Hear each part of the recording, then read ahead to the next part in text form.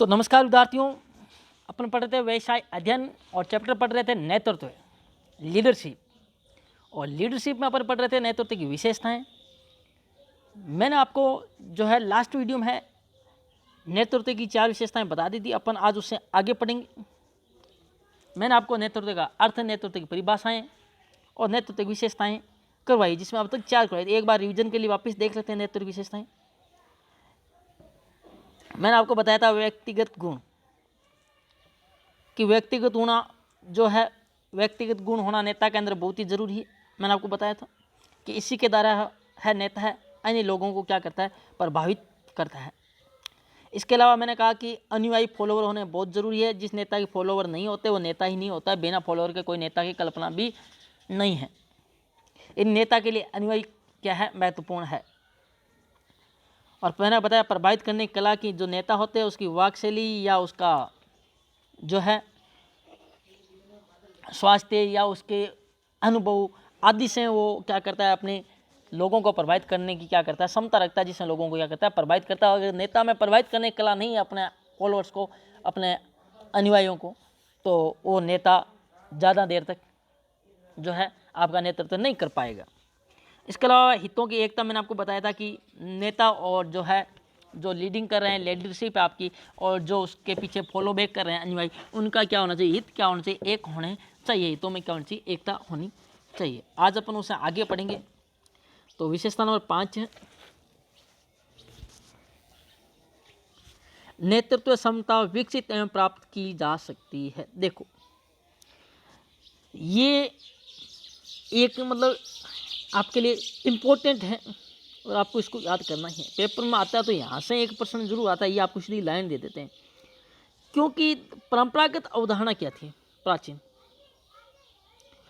अवधारणा ये थी कि जो नेता होते हैं, जो नेतृत्वकर्ता होते हैं, वो क्या होते हैं, जन्म लेते हैं। क्या करते हैं, जन्म लेते हैं। यानी कि नेता का बेटा ही क्या होगा, नेता होगा, और उसका बेटा फिर क्या, नेता। यानी पीढ़ी दर पीढ़ी नेता चलते हैं। यानी कि नेता क्या करते, पहले की परंपरागत अवधारणा, प्राचीन अवधारणा ये थी कि नेता क्या लेते हैं, जन्म लेते हैं। इनको बनाया नहीं जा सकता, इन्हें नेता का निर्माण नहीं किया जा सकता। लेकिन आज के दौर में ऐसा नहीं है। ये परंपरागत अवधारणा थी। अब ये नवीन विचारधारा ये नहीं है। आधुनिक प्रवेश में ये जो नवीन अवधारणा वो क्या कहती है, आधुनिक अवधारणा, कि जो नेता है वो केवल पैदा नहीं होते, नेता बनाए भी जा सकते हैं, नेतृत्व क्षमता विकसित भी की जा सकती है।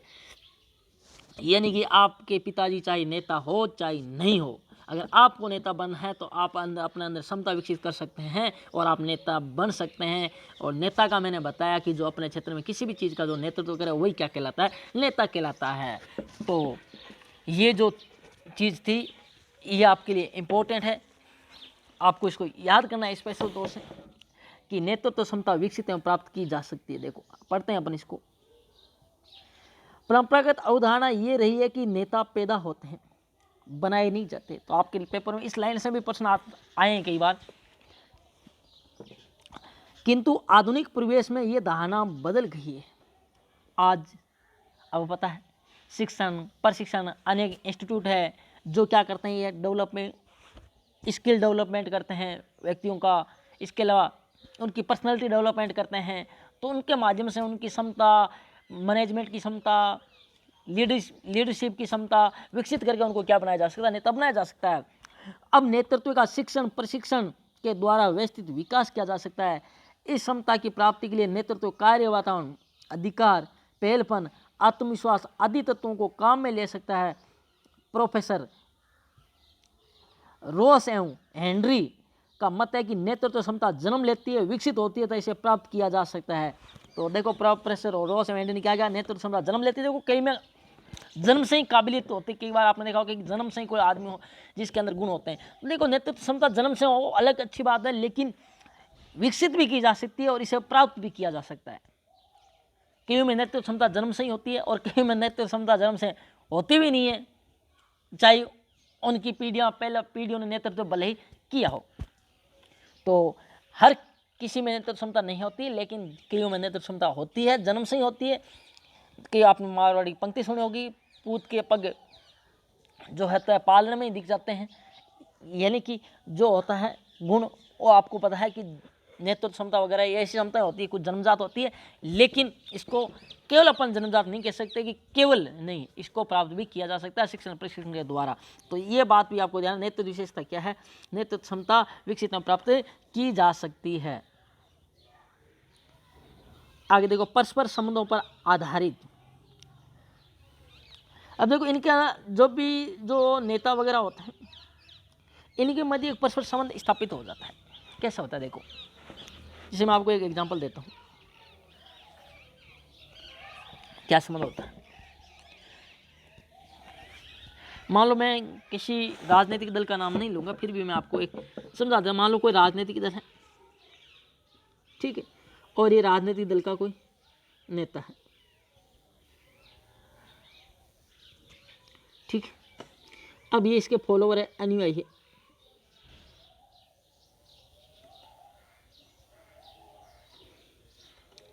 ये किसी अन्य दल का, राजनीतिक दल का नेता है, ठीक।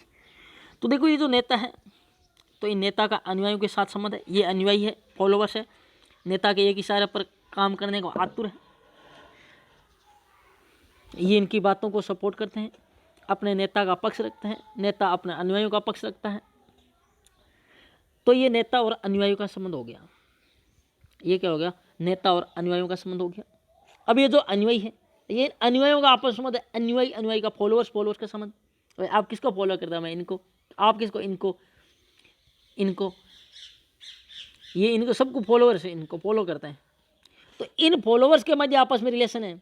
अच्छा, तो अपनी पार्टी का है, संबंध हुआ कि नहीं हुआ, अच्छा तो अपना ही आदमी है। क्यों, क्योंकि जिसको हम फॉलो करें उसको ये फॉलो कर रहा है, इसलिए अपन दोनों क्या हो गए, एक हो गए। तो अनुयायी का संबंध होता है, नेता और अनुयायी का संबंध होता है।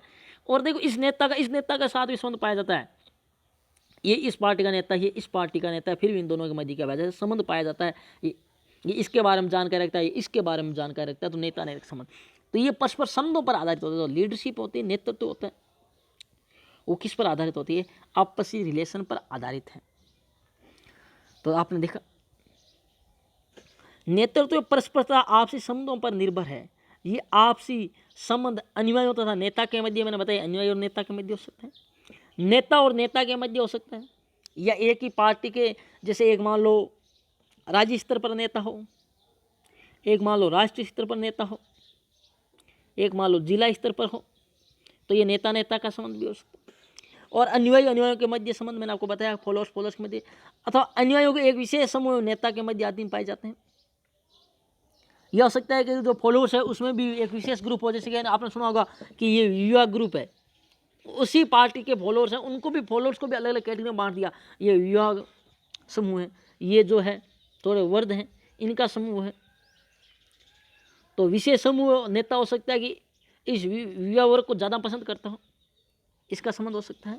तो ये जो नेतृत्व होता है हमेशा किस पर आधारित होता है, परस्पर संबंधों पर आधारित होता है।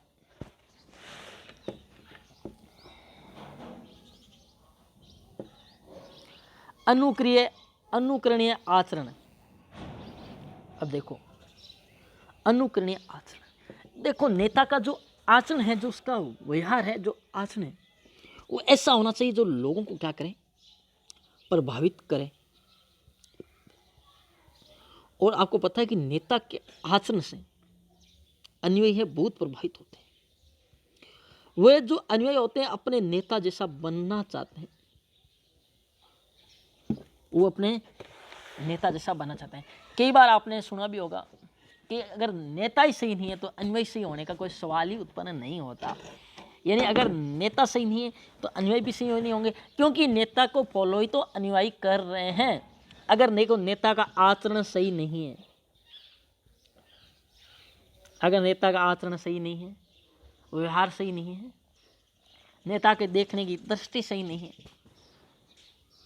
नेता अनुशासन में नहीं रहता है, नेता समय का महत्व नहीं रखता है, तो उसके जो अनुयायी वो भी वैसे ही होंगे। इसलिए नेता है उसका एक आचरण हमेशा ऐसा होना चाहिए कि वो लोगों के सामने आदर्श प्रस्तुत कर सके। क्या प्रस्तुत करे, एक आदर्श रोल मॉडल के रूप में कार्य कर सके अपने अनुयायियों के सामने। अगर मान लो नेता ही नशे का आदी है तो अनुयायी भी होने हैं, अगर नेता चोरी करता है, नेता झूठ बोलता है, नेता ईमानदार नहीं है, तो ये क्या है? आचरण सही नहीं है, तो एक अच्छा आचरण नहीं है। तो नेता हमेशा सादगी भरा होना चाहिए। इसीलिए आपने देखा होगा जो नेतृत्व करता होता है, नेता होते हैं, मतलब एक उनका जो जिंदगी होती है, अपना एक बोलना, उनकी जो बोलने की भाषा होती है वो भी एक सीमित भाषा होती है, उसको भी तोल तोल कर बोलना पड़ता है उनको, क्योंकि उस नेता को उसके लाखों करोड़ों अनुयायी क्या करते हैं? फॉलो करते हैं। तो नेता का आचरण एक आदर्शवादी आचरण होना चाहिए, क्योंकि जो आपको पता होगा जो आपका रोल मॉडल होता है आपका, वो क्या होता है? एक अच्छा व्यक्ति होता है। आप किसी बुरे व्यक्ति का रोल मॉडल थोड़ी मानते हैं कि ये जो अपन को इसके जैसा बनना है। तो ये देखते हैं अपना अनुकरणीय आचरण, यानी ऐसा आचरण होना चाहिए जिसका अपन क्या कर सकें? अनुकरण कर सकें। यानी नेता का आचरण ऐसा हो जिसका अपन क्या कर सकें? अनुकरण कर सकें, यानी नेता के आचरण को अपन भी अपना सकें कि नेता के अंदर ये गुण है, नेता की ये विशेषता है। देखो, नेता के अनुयायी सर्वाधिक उसके आचरण से क्या होते हैं? प्रभावित होते हैं। अतः नेता का आचरण इस प्रकार का होना चाहिए जो उसको अनुयायियों के समक्ष एक आदर्श हो। नेता की कथनी एवं करनी क्या होनी चाहिए? एक समान होनी चाहिए।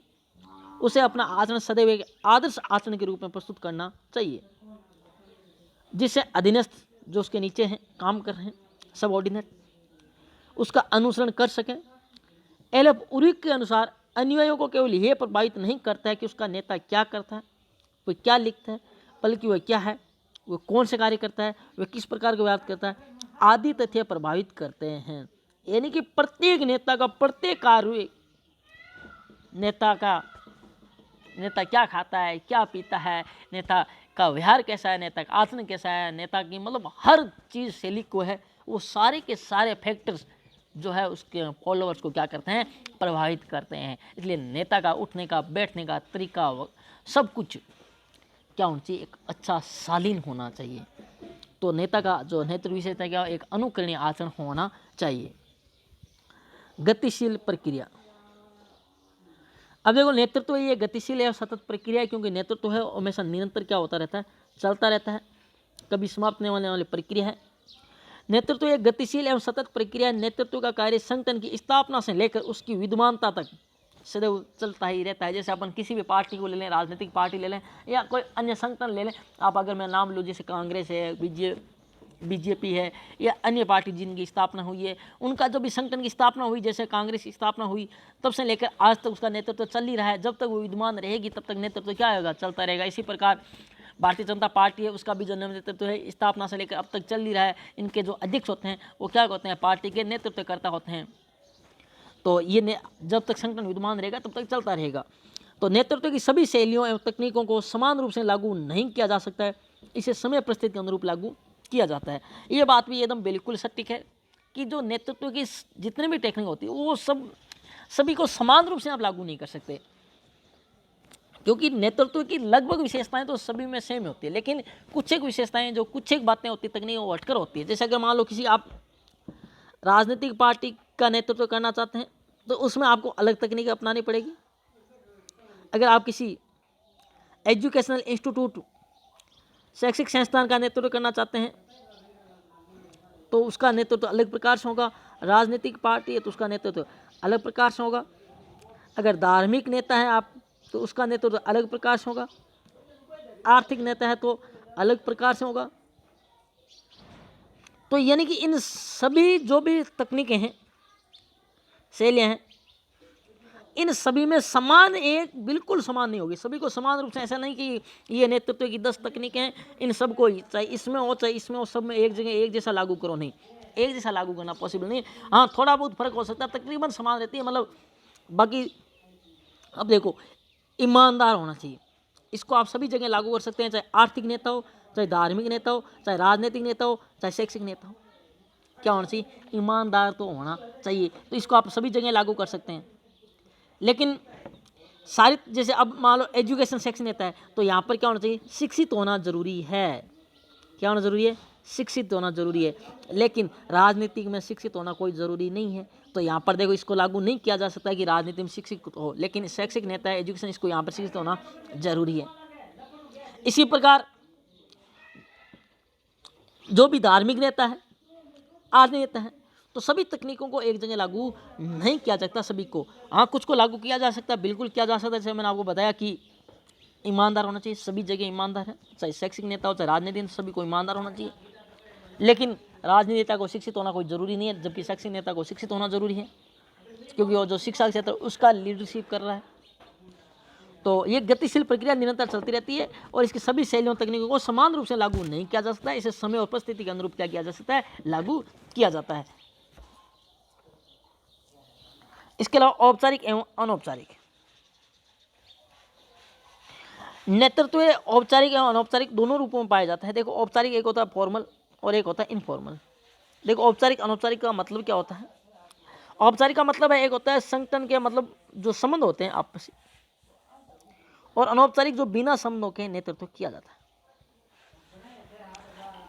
बिना किसी संबंधों के नेतृत्व किया जाता है और संबंधों के तहत नेतृत्व किया जाता है, वो औपचारिक कहलाता है। और जो बिना संबंधों के नेतृत्व किया जाता है वो अनौपचारिक नेतृत्व कहलाता है। तो नेतृत्व औपचारिक भी हो सकता है, अनौपचारिक भी हो सकता है।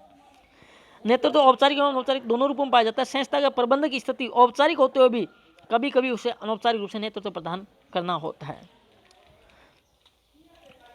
अब आपने देखा, औपचारिक जो पहले से हो मैंने आपको बता दिया, और अनौपचारिक जो जिनके संबंध पहले से नहीं होते हैं फिर भी जो नेतृत्व होता है वो अनौपचारिक नेतृत्व कहलाता है। जैसे आपने बता दिया, मान लो मैं आपको बात करता हूँ, कोई संस्था का निदेशक है,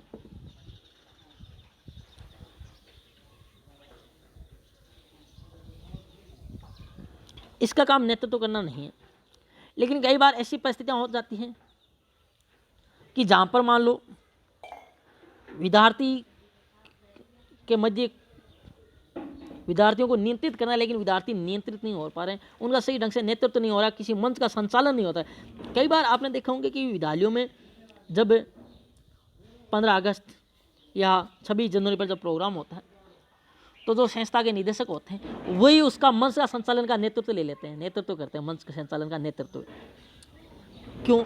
तो वहाँ पर वो क्या कहलाते हैं, अनौपचारिक रूप से काम उनका नेतृत्व करने लगे, अनौपचारिक रूप से। तो कई बार औपचारिक तो इसलिए नेतृत्व औपचारिक और अनौपचारिक दोनों रूपों में पाया जाता है।